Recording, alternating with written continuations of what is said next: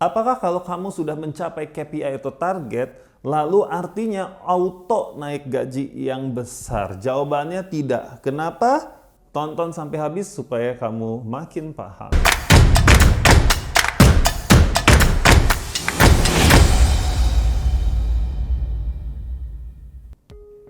Halo semuanya, kembali lagi di channel Tanya Kak Sam. Kali ini gue akan ngebahas soal hubungan antara pencapaian KPI atau target dengan kenaikan gaji. Oke. Nah, yang gue akan bahas ini adalah aturan atau norma yang umum digunakan di luar sana. Apakah perusahaan kalian juga menerapkan norma yang sama? Saya tidak tahu ya, tetapi norma yang digunakan ini adalah norma yang paling umum digunakan oleh banyak perusahaan.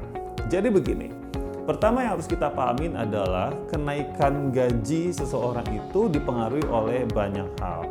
Biasanya ada dua hal yang harus dikonsider oleh perusahaan, yaitu adalah performance dari karyawan tersebut dan yang kedua adalah komparasio. Nah, komparasio di sini ini adalah yang dimaksudkan komparasio adalah perbandingan antara jumlah gaji kamu ya, jumlah gaji kamu yang sekarang gitu ya, di compare versus sama nilai tengah dari range gaji di level kamu. Contoh, saya adalah seorang manajer. Ya, saya punya di kantor saya, manajer ini range gajinya misalkan 10 juta hingga berapa ya? Misalkan 17 juta. Oke? Nah, nilai tengahnya ini nggak berarti pas di tengah-tengahnya. Ada yang nerapin itu 70%, 30%, ya itu tergantung dari kebijakannya.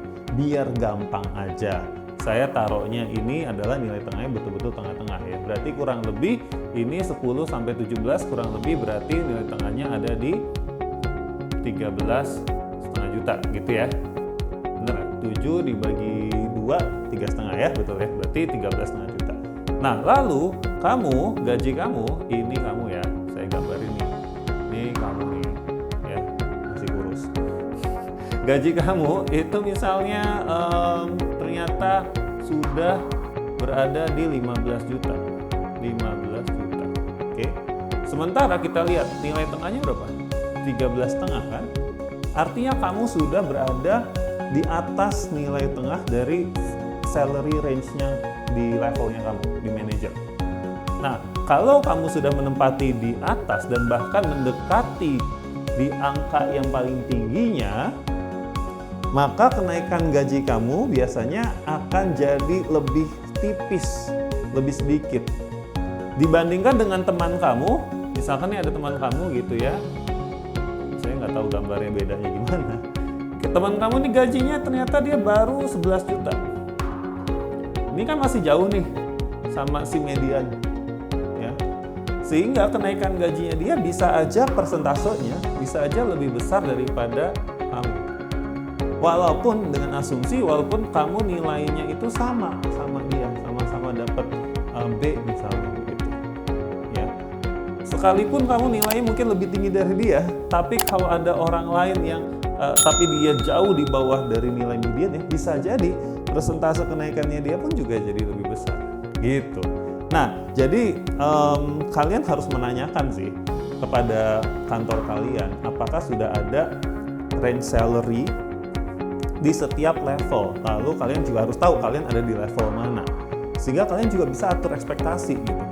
Kalau misalkan dikatakan oh udah ada range salary-nya, tanyain aja saya itu udah di titik mana di mediannya gitu. Apakah saya udah di atas atau di bawah atau gimana, sehingga kalian bisa mengatur ekspektasi kalian.